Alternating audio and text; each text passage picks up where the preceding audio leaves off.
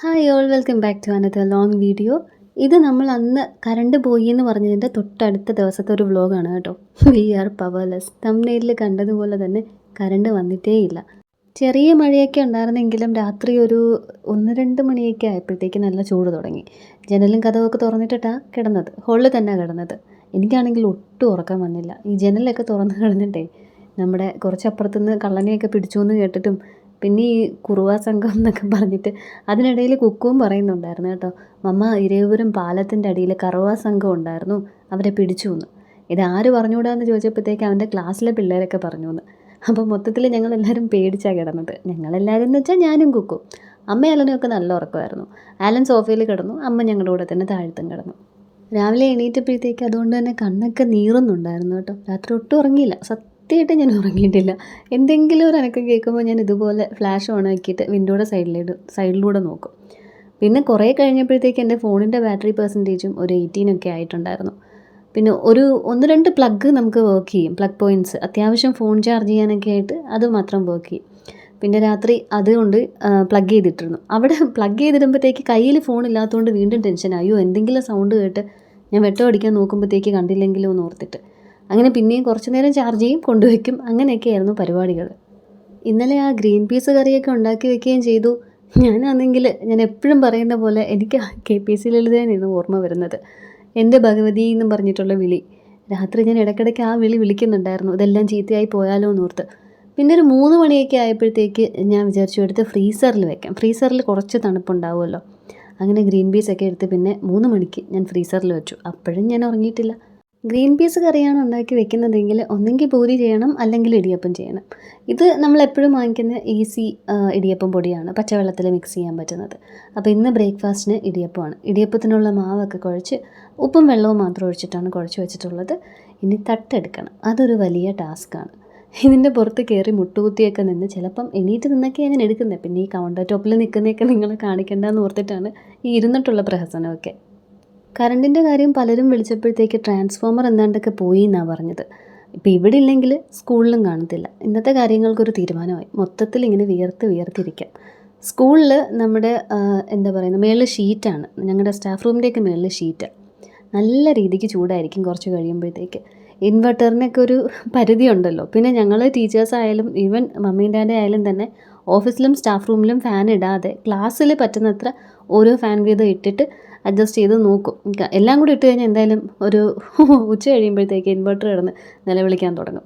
അപ്പം ഞങ്ങൾ പിന്നെ സ്റ്റാഫ് റൂമിൻ്റെ അകത്തിരിക്കാതെ ഒരു ഡെസ്കും ബെഞ്ചും ഒക്കെ ഇട്ട് പുറത്തിരുന്ന് അങ്ങനെ എങ്ങനെയെങ്കിലുമൊക്കെ ഒപ്പിക്കും കേട്ടോ. എന്നാലും ഉച്ചയാകുമ്പോൾ കംപ്ലീറ്റ്ലി പോവും, എല്ലാം പോവും. ഇന്നിപ്പോൾ മെസ്സേജ് പ്രകാരം 3 മണി തൊട്ട് 5 മണിക്കുള്ളിൽ ഇടയ്ക്ക് എപ്പോഴെങ്കിലും വരും എന്നുള്ളതൊക്കെയാണ് കേൾക്കുന്നത്. 5 മണിന്നാണ് കേട്ടോ മെസ്സേജിൽ. അപ്പോൾ എപ്പോഴെങ്കിലും വരുമെന്ന് പ്രതീക്ഷിച്ചുകൊണ്ടാണ് ഇന്നത്തെ സ്കൂളിൽ പോക്ക്. നിലുവും കുക്കുവും പക്ഷേ നല്ലപോലെ ഉറങ്ങുന്നുണ്ട്. നിങ്ങളിപ്പോൾ വീഡിയോയുടെ തുടക്കത്തിൽ കണ്ടില്ലേ, നല്ല രീതിക്ക് ഉറങ്ങുന്നുണ്ട്. ഇടിയപ്പത്തിൻ്റെ മാവൊക്കെ ഞാൻ സെറ്റ് ചെയ്ത് കഴിഞ്ഞിട്ട് ഞാൻ പോയി എൻ്റെ മെഷീനെ വിളിച്ചുണർത്തിക്കൊണ്ട് വന്നു. ചെന്നപ്പോഴത്തേക്ക് ഉറങ്ങിയിട്ടൊന്നും ഇല്ലായിരുന്നു. ഇന്നലത്തെ ആ ഒരു കറണ്ടില്ലാത്ത ഇതുകൊണ്ട് എല്ലാവരും ഇങ്ങനെ മന്ദഗതിയിൽ അങ്ങനെ ഇരിക്കുമായിരുന്നു. രാവിലെ വലിയ ഉന്മേഷമൊന്നും ഇല്ല ആർക്കും. അപ്പോഴത്തേക്ക് നിലു എണീറ്റ് കേട്ടോ. അലനെ വിളിച്ചുണർത്തുന്നത് കേട്ടപ്പോഴത്തേക്ക് അവനും എണീറ്റു. അങ്ങനെ ഞങ്ങൾ രണ്ടുപേരും കൂടെ വന്ന് കിന്നരിച്ചുകൊണ്ടിരിക്കുക. ലൈറ്റ് ഇല്ലാതെ കിച്ചനൊക്കെ കാണാൻ ഒരു മാതിരി ഉണ്ടല്ലേ. ഞാൻ ആദ്യം വിചാരിച്ചു ഇത് ഇങ്ങനെ ഇന്ന് എടുക്കണമെന്ന്, ഇപ്പോൾ കറണ്ട് ഇല്ലല്ലോ എന്നൊക്കെ. പിന്നെ വിചാരിച്ചു ഈ ഒരു സൈഡും കൂടെ ഇരുന്നോട്ടെ എന്ന്. ഈ LED ലൈറ്റും റിംഗ് ലൈറ്റും ഇതൊന്നും ഇല്ലാണ്ട് എങ്ങനെ ഇരിക്കുന്നതെന്ന് നോക്കാമല്ലോ. പിന്നെ വേറൊരു സന്തോഷം എന്താണെന്ന് വെച്ചാൽ വെള്ളവും ഇല്ല. ഞാൻ ടാപ്പ് തുറന്ന് നോക്കിയപ്പോഴത്തേക്ക് വരുന്നുണ്ട്, പക്ഷേ ഞാൻ ദേ ഇപ്പം തീരും എന്ന് പറഞ്ഞിട്ടാണ് വെള്ളത്തിൻ്റെ വരവ്. കറണ്ട് നമുക്കില്ലാത്തത് കൊണ്ട് ആണോ അതോ സഹായമായിട്ടാണോ അതോ ഇനിയിപ്പോൾ അബദ്ധത്തിൽ ഓഫ് ചെയ്യാൻ മറന്നതാണോ എന്നൊന്നും അറിയത്തില്ല. ലൈൻ പൈപ്പിൽ എന്തായാലും രാവിലെ തൊട്ട് വെള്ളം വരുന്നുണ്ട്. അമ്മയാണെങ്കിൽ ഓരോ ബക്കറ്റ് വീതം പിടിച്ച് ബാത്റൂമിലേക്കും, പിന്നെ തുണിയലക്ക് മുടക്കത്തില്ലല്ലോ, അലക്കാനുള്ള തുണിയെല്ലാം അതിൻ്റെ അകത്തുനിന്ന് വെള്ളം പിടിച്ച് നമ്മുടെ ഈ വരാന്തയിൽ ഉള്ള പൈപ്പ് ലൈൻ പൈപ്പ് എന്നാണ്. ലൈൻ പൈപ്പിൽ വെള്ളം ഉള്ളപ്പോഴത്തേക്ക് ആ പൈപ്പിലും വെള്ളം കാണും. അത് തന്നെയാണ് വന്ന് ഈ താഴെ മണ്ണിൽ താഴ്ത്തി വെച്ചിരിക്കുന്ന ടാങ്കിൽ നിറഞ്ഞിട്ട് നമുക്ക് മോട്ടറിലൂടെ വരുന്നത്. അപ്പോൾ വെള്ളം വരുന്ന സ്ഥിതിക്ക് എന്തായാലും താഴത്തെ ടാങ്ക് നിറഞ്ഞിരിക്കും. അതിനി നമുക്ക് മേളിലത്തെ ടാങ്ക് നിറച്ച് പൈപ്പ് വഴി കിട്ടുന്ന കാര്യമാണ് പാട്. കോഫി ഇടാനായിട്ട് ഇന്ന് കെറ്റിലൊന്നും കണക്ട് ചെയ്യാൻ പറ്റത്തില്ലല്ലോ. കെറ്റിലിൻ്റെ പവറൊന്നും എടുക്കത്തില്ല, അല്ലെങ്കിലും ആ പ്ലഗ് പോയിൻറ്റ്സും വർക്ക് ചെയ്യത്തില്ല. അപ്പോൾ അതുകൊണ്ട് ഇന്നത്തെ കോഫി എല്ലാം ഹാൻഡ് മെയ്ഡാണ്. ഞാൻ ഗ്യാസ് സ്റ്റൗവിൽ വെച്ചു കോഫിക്ക്. കുപ്പി ബോയിൽ കുപ്പി സ്റ്റെറിലൈസ് ചെയ്യാനുള്ള വെള്ളവും ബോയിൽ ചെയ്തത് ഗ്യാസിൽ വെച്ചിട്ട് തന്നെയാണ്. ചോറ് അമ്മ ആക്കിയിട്ടുണ്ട് രാവിലെ തന്നെ കേട്ടോ. പിള്ളേർക്ക് 2 പേർക്കും പാലൊക്കെ കൊടുത്തു. ഇടിയപ്പം ദേ ആവുന്നു. ഒരു തട്ട് വെച്ച് കഴിഞ്ഞാൽ പിന്നീട് വെക്കാനുള്ളത് ഞാൻ ഇതുപോലെ പ്ലേറ്റിലെടുത്ത് ചെയ്യാൻ പറയും. ഇവിടുന്ന് പോയി കൈയൊക്കെ കഴുകി ചെടി നനയ്ക്കാൻ തുടങ്ങിക്കഴിഞ്ഞാൽ പിന്നെ ഈ മെഷീൻ നമുക്ക് കിട്ടത്തില്ല. അപ്പോൾ ഇതിങ്ങനെ ചെയ്തിരുന്നാൽ അടുത്ത തട്ട് കൊണ്ടുവന്നിട്ട് എനിക്ക് പതുക്കെ എടുത്ത് അങ്ങോട്ട് വെച്ചാൽ മതി. ഈ ഈസി ഇടിയപ്പത്തിൻ്റെ മാവായതുകൊണ്ട് അങ്ങനെ പൊട്ടത്തില്ല കേട്ടോ. ഇതിൻ്റെ അകത്ത് മൈദ കണ്ടൻറ്റ് മറ്റും ഉണ്ടായിരിക്കും എന്നാണ് എനിക്ക് തോന്നുന്നത്, ഇങ്ങനെ പൊട്ടാതിരിക്കാനും വേണ്ടിയിട്ട് ചെയ്യാനായിട്ട്. പിന്നെ നമ്മുടെ ഗ്രീൻ പീസ് അവനിൽ വെച്ച് ചൂടാക്കൽ നടക്കത്തില്ലല്ലോ. വീണ്ടും ഞാനൊരു ചീനച്ചട്ടി എടുത്ത് അതും ഗ്യാസിൽ തന്നെ വെച്ച് ചൂടാക്കിയെടുത്തു. അത് ഇത്തിരി നല്ലപോലെ കുറുകിയിരുന്നായിരുന്നു കേട്ടോ. അപ്പോൾ അതിൽ ലേശം വെള്ളം ഒഴിച്ചിട്ടുണ്ട്. ഒന്ന് എക്സ്റ്റെൻഡ് ചെയ്തതുകൊണ്ട് കുറച്ച് ഉപ്പും കൂടി ഇട്ട് കൊടുത്തു. നമ്മുടെ ആദ്യത്തെ 2 തട്ട് ഇടിയപ്പം റെഡിയായി. ഞാൻ നല്ല രീതിക്ക് സൺഫ്ലവർ ഓയിൽ തേക്കും കേട്ടോ. എന്നിട്ട് ഇങ്ങനെ ഓരോ കുഴിയിൽ മാത്രമായിട്ട് അങ്ങനെ പരത്തത്തില്ല, അല്ല അങ്ങനെ ചെയ്യത്തില്ല. ഞാനും അതെ, ആലനും അതെ, ഇങ്ങനെ വട്ടത്തിലങ്ങ് ചെയ്തെടുക്കും. പിന്നെ 2ാമത്തെ സെറ്റും അങ്ങനെ തന്നെയായിരുന്നു. എന്നാലും ഞാനത് ഒടിച്ചൊടിച്ച് ഓരോ കുഴിക്കകത്തോട്ട് എടുത്ത് വെച്ചു. അങ്ങനെ വലിച്ച് താഴോട്ട് വെക്കാൻ പറ്റത്തില്ലല്ലോ. തലേന്ന് രാത്രി തന്നെ ഞാൻ മോര് കാച്ചിയതും മീൻകറിയും കോവയ്ക്ക മെഴുക്ക് പുരട്ടിയും ഗ്രീൻ പീസ് കറിയും ഒക്കെ ഉണ്ടാക്കി വെച്ചിരുന്നു. അങ്ങനെയൊക്കെ ഞാൻ ചെയ്യുന്നതിന് ഇവിടെ എന്നെ വഴക്ക് പറയും കേട്ടോ. വഴക്കായിട്ടല്ല, ഇന്നിപ്പോൾ ചെയ്യുന്നത് മറ്റന്നാളത്തേക്കായിരിക്കും എന്നുള്ള രീതിയിലേക്ക് പറയും. ഇന്നിപ്പോൾ എൻ്റെ വില ഇവർക്കെല്ലാവർക്കും മനസ്സിലായി, അല്ലെങ്കിൽ പെട്ടുപോയേനെ. അപ്പുറത്ത് ദേ സേറമോൾ ചമ്മന്തി അരച്ച് കിട്ടാത്തതുകൊണ്ട് ഇന്ന് സ്കൂളിൽ പോലും പോകുന്നില്ല. നമ്മുടെ മോരിനുള്ള അരപ്പൊക്കെ അരയ്ക്കണമായിരുന്നല്ലോ, അതെല്ലാം സെറ്റാണ്. അതുകൊണ്ട് ഉച്ചയ്ക്കത്തെ കാര്യത്തിന് യാതൊരു ടെൻഷനും ഇല്ല.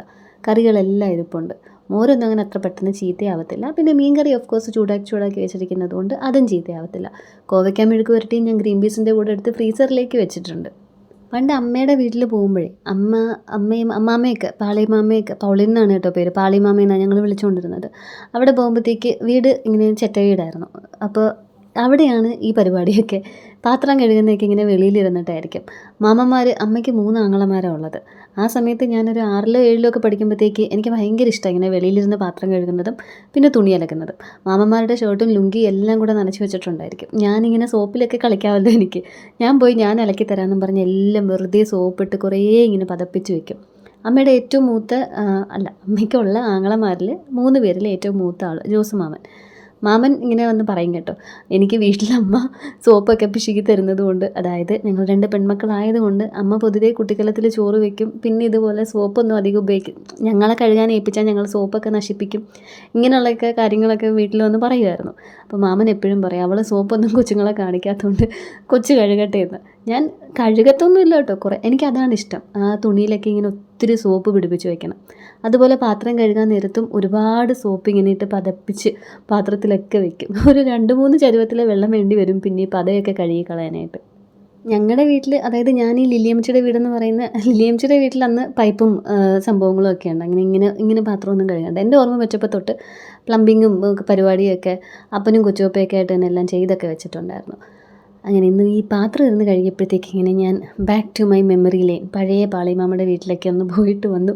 അത് കഴിഞ്ഞിട്ട് ഞാൻ കുക്കു സാറിനും എനിക്കുമുള്ള ബ്രേക്ക്ഫാസ്റ്റ് എടുത്തു ബെഞ്ചിലിരുന്ന് കഴിക്കുക. ഈ ബെഞ്ച് ഇങ്ങോട്ട് മാറ്റിയിട്ടേ പിന്നുണ്ടല്ലോ ആ ചെറിയ സാധനമില്ലേ നിലു, അവൻ ഇതിൻ്റെ അകത്ത് കയറി ഈ ബെഞ്ചിൻ്റെ ഓരോ റെയിലിങ്ങിലും ചവിട്ടി മതിലിൽ കയറി നിൽക്കാൻ നോക്കുന്നു. അങ്ങനെ ഇടയ്ക്കിടയ്ക്ക് ഇതിപ്പോൾ തിരിച്ചും മറിച്ചും ഒക്കെ, ഇതിനിപ്പോൾ ഇതുവരെ ഒരു സ്ഥാനം പെർഫെക്റ്റായിട്ട് കിട്ടിയില്ല. അത് നമ്മളെപ്പോഴും ഇട്ടുകൊണ്ടിരിക്കുന്ന സ്ഥലത്ത് ഇടുമ്പോഴത്തേക്ക് അതിൽ നടക്കാൻ പറ്റുന്നില്ലെന്നാണ് ആലം പറയുന്നത്. പക്ഷേ എനിക്കതൊരു ഫേവറേറ്റ് സ്പോട്ടായിരുന്നു അവിടെ അങ്ങനെ കിടക്കുന്നത്. ഇവഞ്ച്വലി ഈ മനുഷ്യൻ തന്നെ ഇതിനെവിടെയെങ്കിലും ഒരു സ്ഥാനം കണ്ടുപിടിക്കും. ഇതിനിടയ്ക്ക് കഴിക്കണം വേണമെന്നും പറഞ്ഞ് നിലുവും വന്നായിരുന്നു കേട്ടോ. കറിയും കൂട്ടിയൊന്നും അധികം കഴിക്കത്തില്ല, എന്നാലും 2-3 പിടി പേരിന് വേണ്ടിയിട്ട് കഴിച്ചു. അങ്ങനെ ഞങ്ങളുടെ ബ്രേക്ക്ഫാസ്റ്റ് പരിപാടികളൊക്കെ കഴിഞ്ഞിട്ട് കറണ്ട് ഇല്ലാതെ സൺസ്ക്രീൻ ഇട്ട് വിയർത്ത് കുടിച്ചുകൊണ്ടിരിക്കുകയാണ് ഞാൻ. സൺസ്ക്രീൻ ഇടും, വിയർത്ത് പോകും, കയ്യിലും ഡ്രസ്സിലും ഒക്കെ. ഇനിയിപ്പോൾ ഇങ്ങനെ നെക്കിൻ്റെ ലൈനുണ്ടല്ലോ നമ്മുടെ ഡ്രസ്സിൻ്റെ, അവിടെ ഇങ്ങനെ വൈറ്റ് പാച്ചസ് വരും.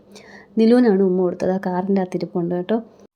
കുക്കു സാറിന് ഇന്നത്തെ ലഞ്ചിന് ഞാൻ ഇടിയപ്പവും ഗ്രീൻ പീസ് കറിയും തന്നെ അങ്ങ് എടുത്തു കേട്ടോ. കാടമുട്ട പുഴുങ്ങിയതും.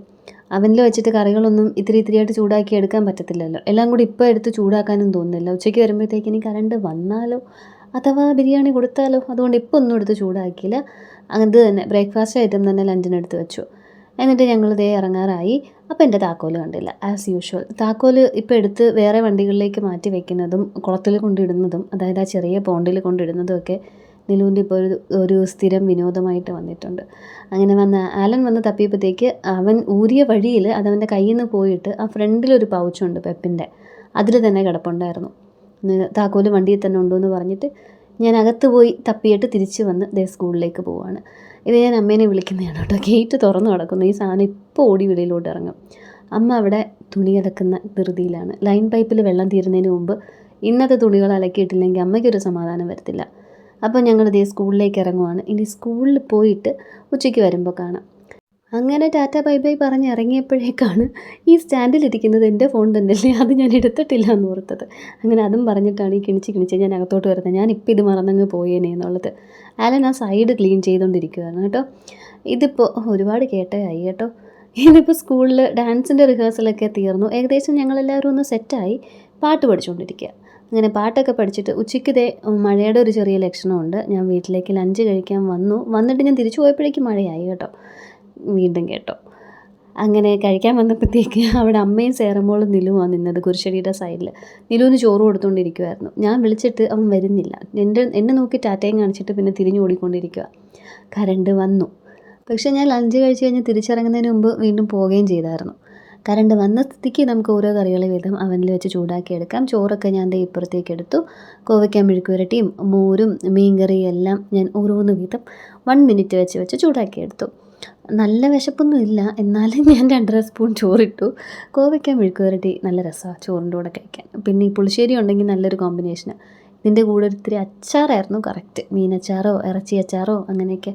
അച്ചാറില്ലാത്ത സ്ഥിതിക്ക് കറിയിലെ കുടംപുളിയും ചൂരമീനും ഒക്കെ കൊണ്ട് നമുക്ക് അഡ്ജസ്റ്റ് ചെയ്യാം. ഇതൊക്കെ ഇന്നലെ തന്നെ ചെയ്തു വെച്ച എന്നോട് ഞാൻ തന്നെ ഒരു ലോഡ് നന്ദിയും പറഞ്ഞിട്ടാണ് ഏതോ ഒരു ബൊബ്ബു നിരുവിൻ്റെ ഭാഷ പറഞ്ഞ് കിടന്ന് ബഹളം ഉണ്ടാക്കുന്നു. രാത്രിയാണ് കേട്ടോ. ഒരു 11:30 കാണാം ഞാൻ ഈ ഓഡിയോ ആഡ് ചെയ്യുമ്പോഴത്തേക്ക്. അങ്ങനെ എന്നോട് തന്നെ നന്ദി പറഞ്ഞിട്ട് ഞാൻ ഒരു ലോഡ് ചോറ് കഴിച്ചു. ചോറ് കഴിച്ചിട്ട് ഇറങ്ങിയപ്പോഴത്തേക്ക് കണ്ണമ്മൂനൊക്കെ കടപ്പുറത്ത് നിൽക്കുന്നു.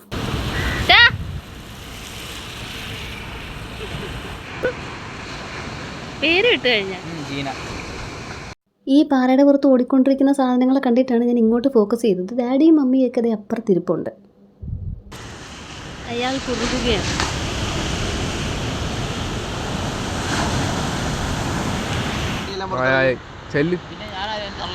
ഒരെണ്ണം ഉണ്ടല്ലേ അവിടെങ്കിലും ചെല്ലു.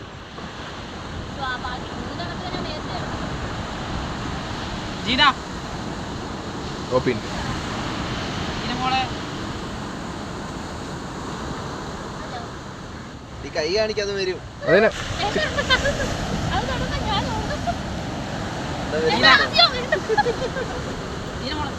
ഇത് കൊച്ചുപ്പയുടെ മൂത്ത മോനാണ് കേട്ടോ, കണ്ണമ്മോൻ. ഇവനെ തേച്ചിട്ട് പോയി ഏതോ പെണ്ണിൻ്റെ പേരാണെന്ന് തോന്നുന്നു. എത്ര വാത്സല്യത്തോടാണെന്നറിയോ ജീനമോളേന്ന് വിളിക്കുന്നത്. പിന്നെ അതേ ഞാൻ വണ്ടി സ്റ്റാർട്ട് ചെയ്യാൻ നേരത്ത് ഒരു സാധനം അവിടെ നിന്ന് ഓടി വരുന്നു. ഏതെങ്കിലും ബസ്സോ വണ്ടിയോ ഒക്കെ വല്ലതും വന്നാലോ എന്ന് ഓർത്ത് ഞാൻ പെട്ടെന്ന് വണ്ടി സ്റ്റാൻഡ് ഇട്ടിട്ട് നേരെ ഇങ്ങോട്ടേക്ക് വന്നു. ആ താങ്ക് യു റെയ്തൻ വിശാലിനുള്ളതാണ് കേട്ടോ. വിശാൽ ശാസിൻ്റെ മോനാണ്, എൻ്റെ കസിൻ്റെ മോൻ. അവൻ ഇന്ന് സ്കൂളിൽ മാഷ്മലോ വെച്ചിട്ടുള്ളൊരു ഐസ്ക്രീം പോലത്തെ നിലുവിൻ്റെ കയ്യിലിരുന്ന സംഭവമില്ലേ, അത് കൊണ്ടുവന്ന് തന്നിരുന്നു. അത് ഞാൻ കൊണ്ടുവന്ന് നിലുവിന് കൊടുത്തതാണ്. അങ്ങനെ വൈകുന്നേരം വീട്ടിൽ വന്നിട്ട് ഞാൻ ഡ്രസ്സൊന്നും മാറ്റിയിട്ടില്ല. കാരണം ഇന്ന് കൊല്ലത്തോട്ട് പോകണം. മൊത്തം തെറ്റുകയാണ്. അപ്പോൾ ഞാൻ വിചാരിച്ചു ഇനിയിപ്പോൾ കുളിച്ചിട്ട് അങ്ങനെ അങ്ങ് ഇറങ്ങാം, അപ്പോൾ ഡ്രസ്സ് മാറ്റണ്ടല്ലോ എന്ന് വെച്ചിട്ട് ഞാൻ സോഫയിൽ കിടന്നിട്ട് എണീറ്റ് ചായ ഇടുന്നതിന് മുമ്പ് വൈകുന്നേരം ഇവിടെയൊക്കെ ഒതുക്കുവാണ്. ചോറും മീൻകറിയും മോരും ഒക്കെ അമ്മയ്ക്കും പിള്ളേർക്കും കഴിക്കാൻ വേണ്ടിയിട്ടുള്ളതൊക്കെ ഉണ്ടാവും. ഇത് ഞാൻ പറഞ്ഞപ്പോഴേ നിങ്ങൾ ഊഹിച്ചില്ലേ, ഇന്ന് മിക്കവാറും ഞങ്ങളിന്ന് പുറത്തുനിന്നായിരിക്കും കേട്ടോ കഴിക്കുന്നത്. ഇവിടെ നിന്ന് അലനെ ഒന്ന് ഇറക്കി കിട്ടിയാൽ ബാക്കി കാര്യം ഞാൻ ഏറ്റു. ഞാൻ എവിടെയെങ്കിലും പോയി ഫുഡ് കഴിച്ചിട്ട് ഞാൻ തിരിച്ചു വരത്തുള്ളൂ. ഇങ്ങനെ ഇറങ്ങുന്നത് തന്നെ എനിക്ക് വലിയ ഇഷ്ടമുള്ള കാര്യമാണ്, വൈകുന്നേരത്ത് പ്രത്യേകിച്ച്. കാരണം my whole day is very packed up with വർക്കും വീട്ടിലെ കാര്യങ്ങളെല്ലാം ആയിട്ട്. അങ്ങനെ ഇങ്ങനെ പോകുമ്പോഴേ ഒരു റിലാക്സേഷനൊക്കെ കിട്ടത്തുള്ളൂ. കുറഞ്ഞ പക്ഷം ഒരു പാട്ട് ഞാൻ ഇരുന്ന് കേൾക്കുന്നത് ഇപ്പോൾ കാറിൽ എവിടെയെങ്കിലും പോകുമ്പോഴാണ്. അപ്പോൾ ആ ഒരു സന്തോഷം എൻ്റെ ഉള്ളിലുണ്ട് ഇപ്പോൾ.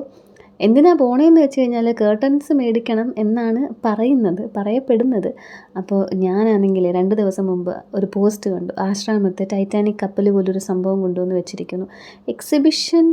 എക്സിബിഷനാണ്. കുട്ടികൾക്കുള്ള റൈഡൊന്നും സെറ്റായിട്ടില്ല. ഡിസംബർ 5 അതായത് ഡിസംബർ 5 ഞാൻ ഈ വീഡിയോ എടുക്കുന്നത്. അന്നാണ് അതിൻ്റെ സ്റ്റാർട്ടിങ്. അപ്പോൾ ഞാൻ ഇങ്ങനെ ചോദിച്ചപ്പോഴത്തേക്ക് റൈഡൊക്കെ സെറ്റാവുന്നേ ഉള്ളൂ എന്നൊക്കെയാണ് കേട്ടത്. എന്നാലും എനിക്കത് കാണണം. അപ്പോൾ ഞാൻ പറഞ്ഞു ഫെസ്റ്റിന് പോകുമ്പോൾ നമുക്ക് നല്ല വിലക്കുറവിൽ കേർട്ടൻസൊക്കെ കിട്ടും എന്നൊക്കെ പറഞ്ഞിട്ട് ലിറ്ററലി ടിപ്പിക്കലി തലയണ മന്ത്രമാണ് ഈ നടന്നുകൊണ്ടിരിക്കുന്നത്. അവിടെ മിക്കവാറും കിട്ടാൻ ചാൻസ് കുറവാണ്. എന്നാലും ഞാൻ പറഞ്ഞ് ഏകദേശം ഒപ്പിച്ച് വെച്ചിട്ടുണ്ട് അവിടെ പോയി നോക്കാമെന്നൊക്കെ പറഞ്ഞിട്ട്. പക്ഷെ അമ്മ തിരിച്ചു വരണം. പിരിവിന് പോയിട്ട് അമ്മ വന്നിട്ട് വേണം ഞങ്ങൾക്ക് പോകാനായിട്ട്. അമ്മേനോടാണെങ്കിൽ ഇന്നിങ്ങനൊരു പ്ലാൻ ഉണ്ടെന്ന് പറഞ്ഞിട്ടേ ഇല്ല. പറഞ്ഞിട്ടുണ്ടായിരുന്നെങ്കിൽ അമ്മ വൈകുന്നേരം കുറച്ച് നേരത്തെ പോയേനെ. തിരിച്ച് അമ്മ എത്തിയപ്പോഴത്തേക്ക് ഒരു 6:30 7 മണിയൊക്കെ ആയി. അപ്പോഴും തന്നെ കർട്ടൻ മേടിക്കുന്ന കാര്യത്തിലൊരു തീരുമാനമായല്ലോ. ചായയുടെ കൂടെ ഇന്ന് കുറിക്കാനായിട്ട് ഞാൻ ഒന്നും ഉണ്ടാക്കാതിരുന്നത്, ഞാൻ ഉറങ്ങിക്കിടക്കുന്നതിൻ്റെ ഇടയിൽ ഞാൻ നല്ല മണം മൂക്കിൽ വന്നിട്ടാണ് എണീറ്റത്. ഞാൻ നോക്കിയപ്പോൾ അലനും പിള്ളേരും ഒക്കെ പോയിട്ട് വടയും മുട്ട ബജിയും ഒക്കെ വാങ്ങിച്ചുകൊണ്ട് വന്നേക്കുന്നു. ഉറങ്ങുമ്പോൾ എന്നെ വിളിക്കത്തില്ല കേട്ടോ. ചായയുടെ പഴംപൊരി ഉണ്ടാക്കുന്നൊന്നും പറഞ്ഞ് എന്നെ വിളിക്കത്തില്ല. അത് അപ്പനും അതെ, മക്കളങ്ങനെയാണെന്ന് പറയാൻ പറ്റത്തില്ല. കുക്കു സാറാണെങ്കിൽ ഒന്ന് നോണ്ടി എണീപ്പിക്കാനൊക്കെ നോക്കും. അപ്പോൾ എന്തായാലും ഞാൻ കിടന്ന് ഉറങ്ങുന്നതുകൊണ്ട് ഇവർ പോയി എല്ലാം മേടിച്ചിട്ട് വന്നു. അങ്ങനെ ഇവർ രണ്ടുപേരും കഴിച്ച് കഴിഞ്ഞിട്ടാണ് ഞാൻ എണീറ്റത്. അതാണ് ആ വടയൊക്കെ ഇങ്ങനെ പിച്ചിപ്പറിച്ചിരുന്നത് ആ പ്ലേറ്റിൻ്റെ അകത്ത്. നിലുവും വട കുറച്ച് കഴിച്ചിരുന്നു. മുട്ട ബജിയിലെ മുട്ടയും കഴിച്ചു. ചൂരയുടെ പീസസ് കുറച്ചും കൂടെ ഇരിപ്പുണ്ടായിരുന്നു. അതിൽ ഞാൻ നല്ലപോലെ ഉപ്പും കുരുമുളക് പൊടിയും മുളക് പൊടിയും മഞ്ഞൾപ്പൊടിയും ഒക്കെ തേച്ച് മാരിനേറ്റ് ചെയ്ത് വെച്ചു. പിന്നെ കത്തിയെടുത്ത്, നമ്മുടെ എൻ്റെ കത്തിക്കെല്ലാം മൂർച്ച കുറഞ്ഞുകൊണ്ടിരിക്കുകയാണോ എന്നാണ് എനിക്ക് തോന്നുന്നത്. അത് ഈ തടിയങ്കായ്ക്കൊക്കെ കനം കൂടുന്നതാണോ എന്നറിയത്തില്ല. ഇത് സ്കൂളിൽ മിസ്സ് പ്രഡിറ്റ മിസ്സിൻ്റെ വീട്ടിൽ അപ്പൻ്റെ കൂട്ടുകാരനാണ് പ്രഡിറ്റ മിസ്സിൻ്റെ ഹസ്ബൻഡിൻ്റെ അനിയൻ. അപ്പോൾ ഇവരെല്ലാവരും അവിടെ പോയിട്ട് വന്നപ്പോഴത്തേക്ക് നിലുവിൻ്റെ ബർത്ത്ഡേയുടെ അന്ന് അതിൻ്റെ നെക്സ്റ്റ് ഡേ ഇവരെല്ലാവരും കൂടെയാണ് ഈ ഷാപ്പിലും മറ്റുമൊക്കെ പോയത്.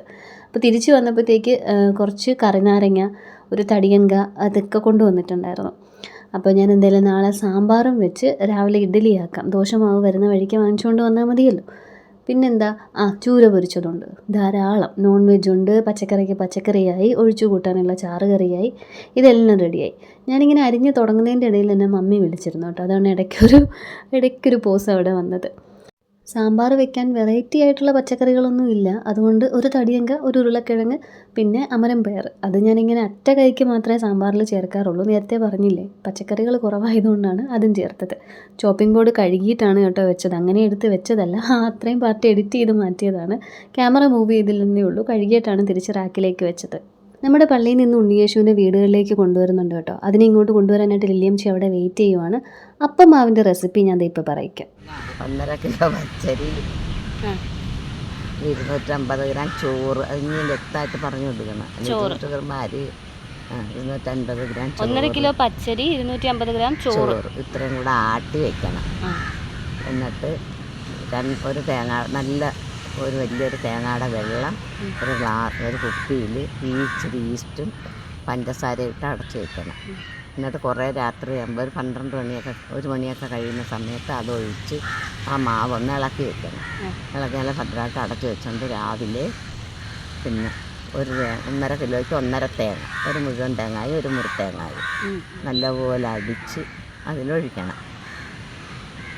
1.5 കിലോ അരിക്ക് ഒരു 300-400 ഗ്രാം പഞ്ചസാര ഇത്രയിട്ട് ഇളക്കി പിന്നെയും വെച്ചേക്കണം. പിന്നെ ഒരു 8 മണിക്കൊക്കെയാണ് ചെയ്യാൻ തുടങ്ങുന്നതെങ്കിൽ അന്നേരം ഇച്ചിരി സോഡാപ്പൊടിയും ചേർത്ത് കോരി. പെരുംജീരകം ചേർക്കണ്ടേ? പെരുംജീരകം ഇപ്പം ഇടുന്നില്ല, അപ്പത്തിൻ്റെയൊക്കെ ഭംഗി കളയുന്നു. അന്ന് മിക്സിയൊക്കെ കംപ്ലൈൻ്റ് ആകുമ്പോഴേ പണ്ടൊക്കെ ഇടുമ്പോൾ പട്ടുപോലെ ഇങ്ങനെ അരഞ്ഞു പോകും. ഇപ്പം കണ്ണും മൂക്കും പോലെയൊക്കെ പറ്റിയിരിക്കും. അതുകൊണ്ട് അത് ഞാൻ വേണ്ടാന്ന് വെച്ചു. അതിടുമ്പോൾ ആ മണം വരും, മണം കിട്ടും. തേങ്ങാ വെള്ളം ഈസ്റ്റും പഞ്ചസാര ഒഴിക്കുമ്പം നല്ല കള്ളിൻ്റെ മണം വരും. അങ്ങനെ പാത്രം നിറയ്ക്കാതെ പാത്രത്തിൽ നെയ്യ് തേച്ച് ഇഡ്ഡലി പാത്രത്തിൻ്റെ അകത്ത് വെച്ച് നിറച്ചൊഴിക്കരുത്. അരപ്പാത്രം വീതം ഒഴിക്കണം. നല്ല തീയാണെങ്കിൽ 10 മിനിറ്റ് കൊണ്ട്. ഈ പണിയൊക്കെ നടക്കുന്നുണ്ട്. വീടാകെ അലങ്കോലമായിരുന്നു. ഇവർ ഇപ്പം ഇങ്ങ് എത്തുമെന്നുള്ള ഐഡിയ എനിക്കില്ലായിരുന്നു. ഉറങ്ങിപ്പോവുകയും ചെയ്തു. പിന്നെ കാലിത്തൊഴുത്തിൽ ജനിച്ച ഉണ്ണിയേശുവിന് നമ്മുടെ സിറ്റുവേഷനൊക്കെ മനസ്സിലാവുമല്ലോ. ഇതാണ് പള്ളിയിൽ നിന്ന് കൊണ്ടുവന്ന ഉണ്ണിയേശു കേട്ടോ. ഞങ്ങളെല്ലാവരും മുത്തുമൊക്കെ കൊടുത്തു. അത് കഴിഞ്ഞിട്ട് പിള്ളേർക്ക് മെറി ക്രിസ്മസ് ഒക്കെ പറഞ്ഞിട്ട് അമ്മച്ചിയും ആച്ചേച്ചിയും കൂടെ പോയി. ആച്ചേച്ചി ഞങ്ങളുടെ ഗ്രൂപ്പിൻ്റെ ആനിമേറ്ററാണ് കേട്ടോ. ബിനീഷിൻ്റെ, അബീബായി, കുഞ്ഞമ്മാവയുടെയൊക്കെ അമ്മ. അവരിറങ്ങിയതിൻ്റെ തൊട്ട് പിറകെ തന്നെ ഒരു കുളിയും പാസ്സാക്കി ഞാനും അലനും ടൈറ്റാനിക് കാണാനായിട്ട് എത്തിയിട്ടുണ്ട്. സംഭവം മുഴുവൻ വിനായിലും ഫ്ലെക്സും കാർഡ്ബോർഡും ഒക്കെ ആണെങ്കിലും വളരെ നീറ്റായിട്ട് ചെയ്ത് വെച്ചിട്ടുണ്ട്. എക്സിബിഷൻ ആണ്, നല്ല അടിപൊളി എക്സിബിഷനാണ്. നമ്മുടെ ഒരു എക്സിബിഷൻ ഞാൻ എന്ത് തേങ്ങ ഞാനീ പറയുന്നത്. അതായത് കണ്ടില്ലേ, നിങ്ങൾ തന്നെ കണ്ടു നോക്ക്, നല്ല രീതിക്ക് ചെയ്തു വെച്ചിട്ടുണ്ട് കേട്ടോ. എന്നാൽ എല്ലാം കാർഡ്ബോർഡും ഫ്ലെക്സ് അടിച്ച് വെച്ചിരിക്കുന്ന സംഭവങ്ങളാണ്. ഈ സ്റ്റെയറിന് ക്ലൈംബ് ചെയ്ത് മേളിലോട്ട് പോകാനായിട്ട് ഞങ്ങൾ മറന്നുപോയി. ഇവിടെ വന്നിട്ട് ഞാൻ ഇങ്ങനെ ഡീവിയേറ്റ് ചെയ്തിട്ട് പിന്നെ ഏതോ അറ്റത്താണ് വെളിയിലിറങ്ങിയത്. അപ്പോൾ അവിടെ ഒരു ഇത്തിരി ഭാഗം മിസ്സായി പോയിട്ടുണ്ട്. പിന്നെ ഇതിൻ്റെ അകത്ത് വെച്ച് കുറച്ച് ഫോട്ടോസും വീഡിയോസും ഒക്കെ എടുത്തു. ഇവിടെ ഇങ്ങനെ ആളൊന്നും ഇല്ലാതിരിക്കുന്നത് ഇത് തുടങ്ങിയത്, അതായത് December 5 ഓപ്പണിംഗ്. അന്ന് തന്നെയാണ് ഞങ്ങൾ വന്നത്. പാസ് 100 രൂപയേ ഉള്ളൂ. വേർത്താണോ എന്ന് ചോദിച്ചാൽ വേർത്താണ്. 100 രൂപയ്ക്ക് നമുക്ക് ടൈറ്റാനിക് മൊത്തവും കയറി കാണാം, പിന്നെ ഗുണ കേവും കാണാം. ടൈറ്റാനിക്കിൽ നിന്ന് തന്നെ നമ്മൾ ഇങ്ങനെ നടന്ന് നേരെ ഗുണ കേവിലേക്കാണ് ചെന്ന് കയറുന്നത്.